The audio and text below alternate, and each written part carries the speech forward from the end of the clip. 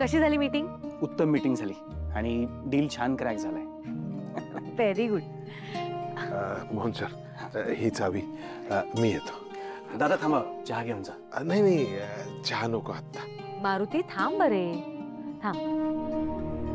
मोहन, मला माहिती होतं तू आज ज्या मीटिंगला जाणार आहेस ती क्रॅक करूनच येशील.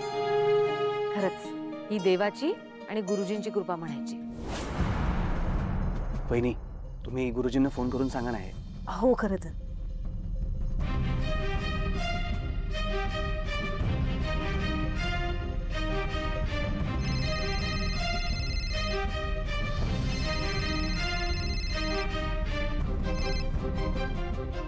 नमस्कार गुरुजी, तुम्ही सांगितल्याप्रमाणे ती पूजा केल्यापासून घरावरची सगळी संकट दूर होत आहेत. पूजेचे परिणाम दिसू लागले.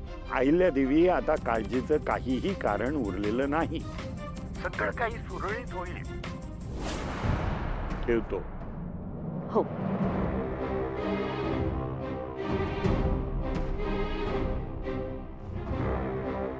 या घरात तर सगळं ठीक व्हायला लागले, पण माझ्या घराचं काय? माझ्या पारूच्या जीवाला धोका आहे. गुरुजींनी पारूच्या बाबतीत अशी भविष्यवाणी का बरं केली असेल? मी आजच परत गुरुजींना जाऊन भेटून येतो.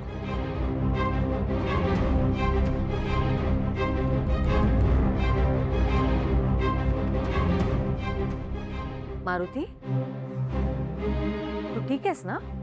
हा, काही नाही. ते माझ्या मित्राचा विचार करत होतो, त्याला बरं नाही. तुमची काय हरकत नसेल तर मला आज अर्ध्या दिवसाची सुट्टी मिळेल का? म्हणजे मी त्याला भेटून येऊ शकेन. मारुती, तुला जेव्हाही काही काम असेल, कुठे बाहेर जायचं असेल, तेव्हा तू बिनधास्त सुट्टी घेऊ शकतोस. तू या घरात फक्त काम करत नाहीस, ह्या घराचा एक भाग आहेस, हे विसरू नकोस. गुरुजी, मी शरण आलोय तुम्हाला. त्या दिवशी मी तुम्हाला काही बाई बोललो, पण मी नाही बोललो. माझ्यातला बाप बोलला.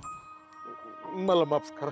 मारुती, अरे आपण मोह मायेच्या जाळ्यामध्ये अडकलेली साधी बोळी हाडामासाची माणसं आहोत रे. आणि आपण नात्यामध्ये इतके गुंततो ना की नात्याच्या पलीकडचं आपल्याला काहीच दिसत नाही. आणि मला सांग, जगातल्या कुठल्याही बापाला आपल्या मुलीचं भविष्य हे असं आहे हे जर कळलं तर तो व्यथित होणं स्वाभाविक आहे, साहजिकच आहे. त्यामुळे तू माझी माफी मागू नकोस रे. नाही नाही गुरुजी, तसं नाही. तुम्ही जे जे आतापर्यंत भविष्य सांगितलं ना, ते समजा भविष्य खरं झालंय. आणि आता तुम्ही माझ्या पारूच्या बाबतीत जे भविष्य सांगितलंय ते जर खरं झालं तर बाप म्हणून मी तिच्याशिवाय एक कसा जगू?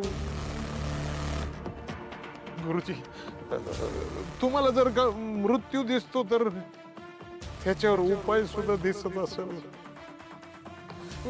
मी तुमच्या समोर हात जोडतो, तुमचे पाय धरतो, पण ह्या संकटावर काहीतरी उपाय सुचवा. तुला माझी काळजी वाटते हे कळतंय मला, पण तू नको ना या समध्या गोष्टींचा विचार करूस. खरं गुरुजी, माझ्या पारूचं आयुष्य वाचण्यासाठी काहीतरी उपाय असायलाच नाही. काही व्रत असू द्यात, उपास तापास, कुठं कौल लावायचा, कुठं साकडं घालायचं, तुम्ही नुसतं मला सांगा. माझा पारूचा जीव वाचण्याकरता मी काही करायला तयार नाही, पण माझ्या पारूचा जीव वाचवा. मारुती, तुझं दुःख मी समजू शकतो रे, पण जे काही घडणार आहे ना ते सगळं देवाच्या हातात आहे रे. आपण मनुष्य प्राणी, त्यामध्ये कोणताही बदल घडवू शकत नाही. हा, संकटाची तीव्रता कमी करण्यासाठी आपण परमेश्वराची प्रार्थना करू शकतो. तुझ्या मुलीच्या जीवावर जे संकट आहे त्यासाठी तुला भगवंताला शरण जाऊन त्याची प्रार्थना करावी लागेल. कठोर व्रत करावं लागेल. किती बी कठीण व्रत असू देत, मी ते करणार. माझ्या पारूला वाचवायचं करणार नाही. हे बघ, तू तू असं रडत बसतोस, रात्रभर झोपत नाहीस, धड काही खात पित नाहीस, त्यामुळे तू आजारी पडशील आणि मग समध्यांचा तरस मला होईल. हे बघ, तुला असं रडताना बघून मला चांगलं वाटत असेल का? तू नको ना या समध्या गोष्टींचा विचार करूस. तू तू डोक्यात घेऊच नकोस काही. तुझ्या तायडीला काय बी नाही होणार. तुझी तायडी तुझ्या जवळच असणार आहे बघ.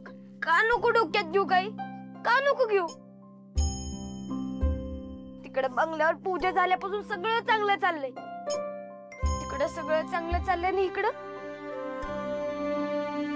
तायडे, तुला सांगून ठेवतोय, जर तुला काय झालं ना तर मग म्या बी नाही जगणार. बाळा, असं वाईट साईट नाही बोलायचं.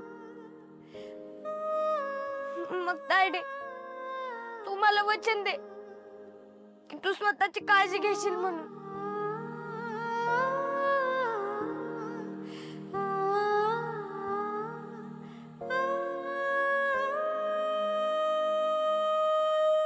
घेईन मी स्वतःची काळजी.